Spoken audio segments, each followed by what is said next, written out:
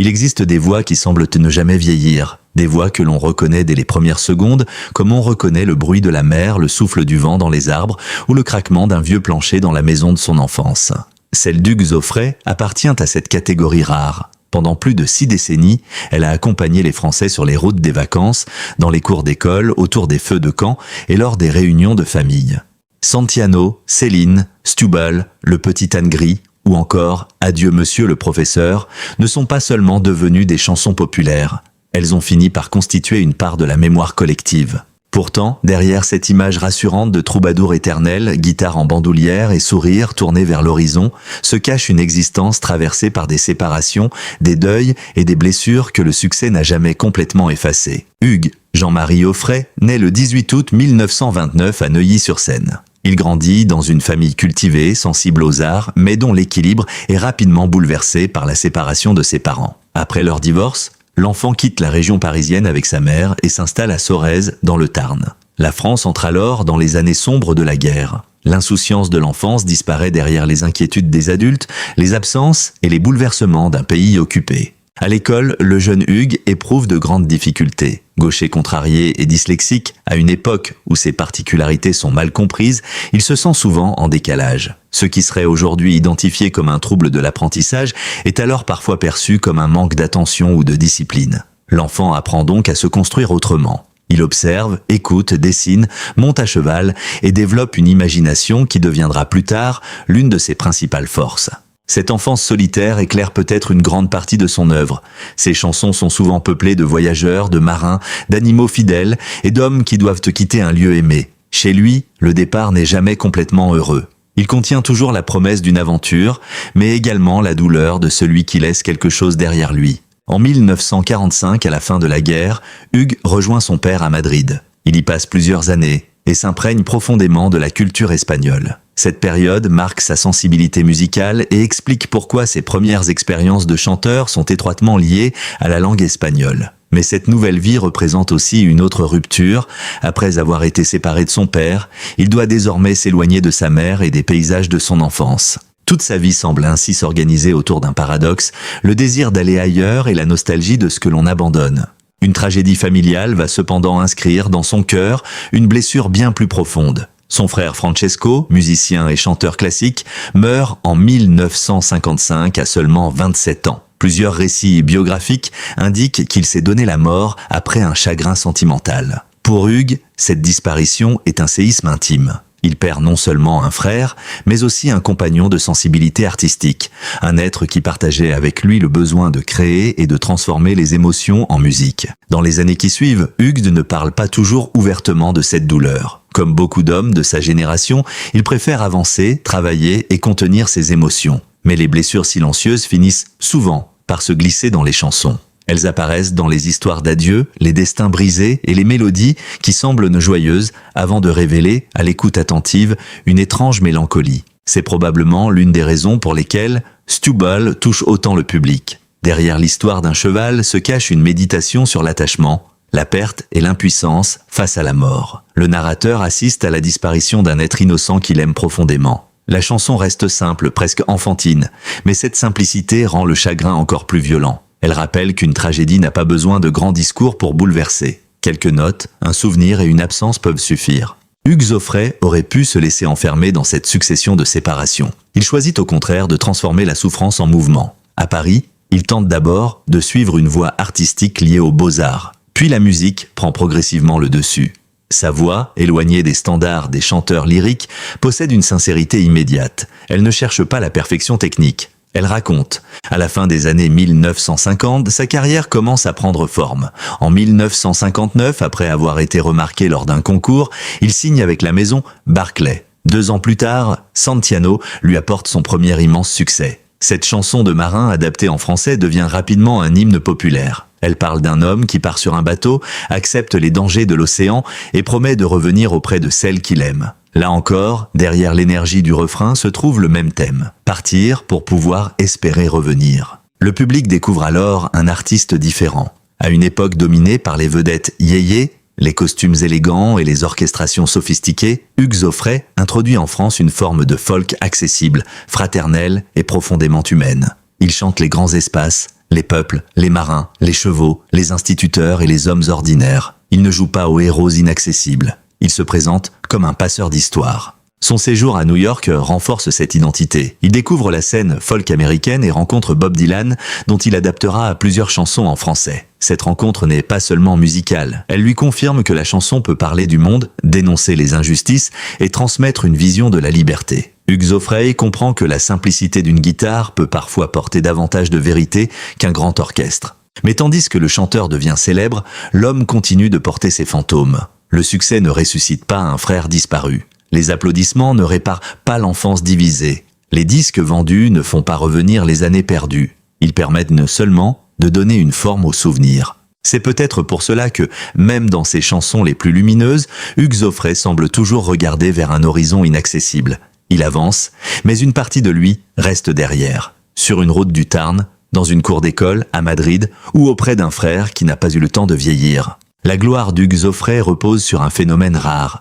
Ses chansons ont traversé les générations sans véritablement appartenir à une mode. Des enfants qui ne connaissaient rien aux années 1960 ont appris Santillano à l'école. Des adolescents ont découvert un Stubble autour d'un feu de camp. Des adultes ont entendu Céline lors d'un mariage ou d'une fête familiale. Et des enseignants ont parfois reçu « Adieu monsieur le professeur » comme un hommage au moment de leur retraite. Cette transmission donne l'impression que l'artiste est immortel. Pourtant, tandis que son répertoire rajeunit sans cesse au contact de nouveaux publics, Hugues Aufray voit disparaître les personnes qui ont construit son histoire. Sa sœur, l'actrice Pascale Audrey, connaît elle aussi une carrière artistique importante. Mais en juillet 2000, elle meurt dans un accident de la route. Elle n'a que 64 ans. Pour Hugues, cette disparition réveille la douleur ancienne laissée par la mort de Francesco. Après son frère, c'est désormais sa sœur qui s'éteint brutalement. La fratrie se réduit, et avec elle disparaissent les témoins privilégiés de l'enfance, ceux qui se souvenaient des mêmes parents, des mêmes maisons et des mêmes blessures. La mort d'un frère ou d'une sœur possède une cruauté particulière. Elle ne retire pas seulement un être aimé, elle efface une partie du passé commun. Certains souvenirs deviennent soudain impossibles à vérifier ou à partager. Une anecdote autrefois racontée à plusieurs ne survit plus que dans la mémoire d'un seul. Hugues continue pourtant de chanter. Monter sur scène devient peut-être une manière de résister. Tant que la guitare résonne, le silence ne gagne pas complètement. Tant que le public reprend les refrains, ceux qui sont partis semblent encore marcher à ses côtés. Sa vie personnelle, cependant, ne correspond jamais totalement au récit simple que le public aime associer aux vedettes. En 1951, il épouse Hélène Faure, danseuse et petite-fille de l'historien de l'art Élie Faure. De leur union naissent 2 filles, Marie et Charlotte. Leur mariage traverse les décennies, mais leur histoire évolue progressivement vers une forme de relation singulière. À partir des années 2000, Hugues partage également sa vie avec Muriel Mégevant, tout en restant lié à Hélène. Cette situation, qu'il a lui-même évoquée publiquement, provoque interrogation et jugement. Certains y voient une contradiction. D'autres considèrent qu'il s'agit d'une organisation intime qui n'appartient qu'aux personnes concernées. Hugues, lui, refuse généralement les hypocrisies et affirme avoir choisi la franchise. Cette vie sentimentale complexe rappelle surtout qu'une existence de plus de 9 décennies ne se laisse pas résumer par des catégories simples. En 2022, Hélène meurt après plus de 70 ans de mariage. Même si leur relation avait changé au fil du temps, sa disparition ferme un chapitre immense de la vie du chanteur. Elle était la mère de ses filles, la compagne de ses premières années de carrière et le témoin d'une époque où personne ne savait encore que le jeune artiste deviendrait l'une des grandes figures de la chanson française. Lorsque disparaît une personne qui vous a connu avant la célébrité, c'est un miroir unique qui se brise. Hélène avait connu Hugues avant Santillano, avant les tournées triomphales et avant les récompenses. Elle avait connu l'homme quand il doutait encore de sa place. Avec elle s'en va une part de cette jeunesse. L'année suivante, à 94 ans, Hugues Aufray épouse Muriel Mégevant, à Marly-le-Roi. Ce mariage tardif suscite une forte curiosité médiatique, notamment en raison de leur différence d'âge. Mais il peut également être vu comme une déclaration de fidélité à la vie. Après les deuils, après la solitude et après les controverses, l'artiste choisit encore de célébrer un lien et de croire au lendemain. Ce geste ne supprime pourtant pas la conscience du temps. À mesure qu'il avance en âge, Hugues Aufray devient l'un des derniers représentants vivants d'un monde artistique presque entièrement disparu. Maurice Chevalier, Georges Brassens, Jacques Brel, Johnny Hallyday, Marcel Amont et tant d'autres figures de la chanson appartiennent désormais au passé. Chaque disparition transforme un peu plus le chanteur en survivant. Être le dernier ou l'un des derniers n'est pas seulement un honneur, c'est aussi un poids. Le public célèbre la longévité, mais il oublie parfois ce qu'elle signifie humainement. Vieillir longtemps, c'est recevoir des hommages, voir grandir ses petits-enfants et mesurer le chemin parcouru. Mais c'est également accompagner de nombreux amis jusqu'au seuil de leur absence. C'est continuer à vivre dans un paysage où les visages familiers deviennent progressivement des photographies. À 96 ans, Hugues Zoffret poursuit pourtant son activité artistique. Des concerts ont encore été annoncés et organisés en 2026, notamment au Zénith de Rouen le 27 juin. Plusieurs programmations le présentent comme un artiste toujours désireux de monter sur scène, affirmant que sa vie demeure intimement liée à la musique. Cette persévérance impressionne, mais elle bouleverse aussi. Lorsque l'artiste apparaît avec sa guitare, le spectateur ne voit plus seulement un chanteur. Il voit presque un siècle d'histoire debout devant lui. Il voit un enfant né avant la crise des années 1930, un adolescent marqué par la guerre, un jeune homme ayant connu Madrid après le conflit, un musicien ayant rencontré les pionniers du folk américain et un interprète dont les chansons ont été transmises par plusieurs générations. Chaque concert ressemble alors à une victoire contre le temps, mais aussi à un possible adieu. Personne ne peut savoir quelle représentation sera la dernière. Personne ne peut prévoir quel refrain sera chanté une ultime fois devant un public. Cette fragilité donne aux spectacles récents une intensité particulière. Les spectateurs ne viennent pas seulement écouter Santillano. Ils viennent remercier l'homme qui leur a offert une partie de leur enfance.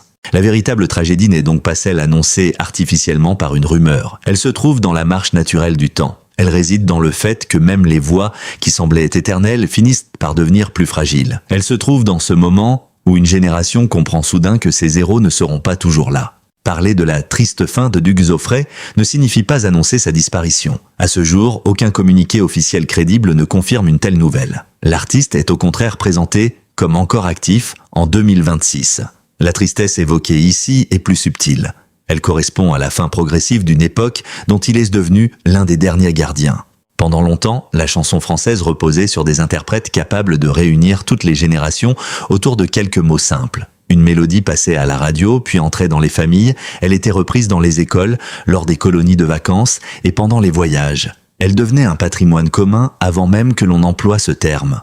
Hugues Zoffret incarne cette époque où une chanson pouvait être à la fois populaire et poétique, accessible aux enfants, tout en portant un message destiné aux adultes. Santillano parle d'aventure, mais aussi de courage. Stu Ball raconte un animal, mais évoque surtout le deuil. Céline semble être une tendre chanson familiale, mais elle dit également le sacrifice silencieux d'une femme qui voit le temps passer. Adieu monsieur le professeur s'adresse à un enseignant, mais raconte en réalité la gratitude envers ceux qui nous préparent à avancer sans eux. Cette capacité à parler simplement de choses essentielles explique la longévité de son œuvre. Hugues Zoffret n'a jamais construit son personnage sur le scandale ou la provocation. Il a bâti sa carrière sur des valeurs devenues presque démodées dans l'industrie du divertissement. La fidélité à un répertoire, le goût du récit, le respect du public, la fraternité et la transmission. Même lorsqu'il adapte des chansons étrangères, il ne se contente pas d'en traduire les mots, il cherche à les faire entrer dans l'imaginaire français. Son lien avec Bob Dylan illustre cette démarche. En découvrant le folk américain, Hugues comprend que la chanson peut devenir un espace de conscience.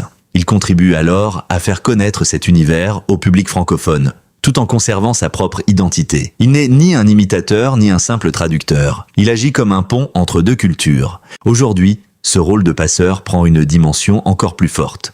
Lorsque de jeunes artistes reprennent ces titres, ils ne rendent pas seulement hommage à un chanteur âgé. Ils renouent avec une manière de concevoir la musique, raconter avant de se montrer, transmettre avant de provoquer, toucher avant de chercher à impressionner. Mais l'image d'Hugues Zoffret sur scène produit désormais une émotion différente. Le corps est celui d'un homme ayant traversé près d'un siècle. La voix peut porter les traces du temps. Les gestes sont peut-être moins rapides qu'autrefois. Pourtant, lorsqu'une salle entière reprend le refrain de Santillano, les décennies semblent disparaître. Le vieil homme et l'enfant qu'il fut se rejoignent. Il redevient celui qui rêvait de partir, celui qui dessinait, celui qui montait à cheval et celui qui cherchait encore sa voix. Le public lui aussi retrouve une version plus jeune de lui-même. Une personne âgée revoit peut-être ses années d'école. Un parent se souvient d'avoir chanté la même chanson à son enfant. Un adulte revoit un père ou une mère aujourd'hui disparu. C'est là que se trouve la puissance véritable d'Hugues Zoffret. Il ne chante pas seulement ses propres souvenirs, il réveille ceux des autres. La tristesse qui entoure aujourd'hui son parcours n'est donc pas une tristesse désespérée. Elle ressemble à celle que l'on ressent au coucher du soleil. La lumière est encore présente, parfois même plus belle qu'au milieu de la journée, mais chacun sait qu'elle ne durera pas éternellement. Un jour, inévitablement, la guitare sera déposée. Les tournées s'arrêteront. La voix ne retentira plus en direct. Mais les chansons continueront de circuler, car elles ont depuis longtemps échappé à leur créateur. Elles appartiennent désormais aux familles, aux écoles, aux marins imaginaires et aux enfants qui ne connaissent peut-être même pas le visage de celui qui les a popularisées. Voilà pourquoi le mot « fin » doit être employé avec prudence. La carrière scénique d'un artiste peut s'achever, une époque peut disparaître, un homme peut quitter la lumière. Mais une chanson réellement entrée dans la mémoire populaire ne connaît pas de conclusion définitive. Elle sommeille, puis renaît lorsqu'une voix la reprend. Hugues Aufray a vu partir ses parents, son frère Francesco, sa sœur Pascale, son frère Jean-Paul, sa première épouse Hélène et de nombreux compagnons de route. Il a traversé les transformations de la France, de la radio, de la télévision et de l'industrie musicale. Il a survécu aux modes et aux critiques. Il est resté fidèle à cette silhouette de voyageur comme si la vie entière n'avait été qu'une longue route entre plusieurs ports. À 96 ans, il n'a plus rien à prouver. Sa place dans l'histoire de la chanson française est acquise. Son véritable héritage ne se mesure ni au nombre de disques vendus, ni aux récompenses reçues. Il se mesure à ces milliers de personnes capables de chanter un refrain dès que retentissent les premiers accords. Peut-être est-ce cela, finalement, la plus belle réponse à la tragédie du temps. Le temps lui a pris des êtres aimés. Il lui a retiré une partie de sa jeunesse, de sa famille et de son monde. Mais il n'a pas réussi à effacer ses chansons. Alors, lorsque Hugues Aufray chante encore « Tiens bon la vague et tiens bon le vent », ses paroles prennent un sens nouveau. Elles ne s'adressent plus seulement aux marins d'un récit. Elles semblent résumer toute son existence, tenir malgré les tempêtes, avancer malgré les absences et continuer de regarder l'horizon même lorsque la nuit approche. La triste fin d'Hugues Aufray n'a donc pas encore été écrite. Et lorsqu'elle viendra un jour, elle ne sera probablement pas celle d'un homme oublié. Elle sera celle d'un artiste quittant la scène pendant que, quelque part, des milliers de voix continueront à chanter à sa place. Car les hommes s'en vont. Mais certaines chansons, elles, ne meurent jamais. Et c'est peut-être là que réside la véritable grandeur d'Hugues Aufray. Avoir transformé ses blessures, ses séparations et ses deuils en chansons capables de consoler des millions de personnes. Derrière chaque refrain familier se cache un homme qui a appris à tenir debout malgré les tempêtes, à continuer d'aimer malgré les absences et à regarder l'avenir même lorsque le passé devenait de plus en plus lourd. Son histoire nous rappelle que le temps emporte les visages, les lieux et les époques, mais qu'il ne peut rien contre les émotions sincères transmises par la musique. Tant qu'un enfant chantera Santiano, tant qu'une famille écoutera Céline, ou que quelqu'un versera une larme en entendant Estubal, une partie d'Hugues Aufray restera vivante. Si ce récit vous a touché, n'hésitez pas à partager votre souvenir ou votre chanson préférée dans les commentaires. Abonnez-vous à notre chaîne, activez la cloche de notification et rejoignez-nous pour découvrir d'autres histoires bouleversantes consacrées aux grandes figures qui ont marqué nos vies. Votre soutien nous permet de continuer à préserver leur mémoire et à raconter, avec respect et émotion, les destins qui ont façonné plusieurs générations.